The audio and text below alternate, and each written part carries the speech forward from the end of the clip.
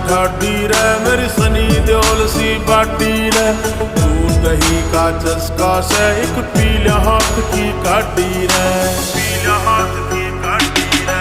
ओ हाँ बनाई ठाडी रे मेरी सनी देओल सी बाटी रे। दूध दही का चस्का से एक पीला हाथ की काटी रे। शान कसूती बैठक में आओ के खाट की, शान कसूती बैठक में आओ के खाट की। चौधर पूरी जाट की से चौधर पूरी जाट, चौधर पूरी जाट।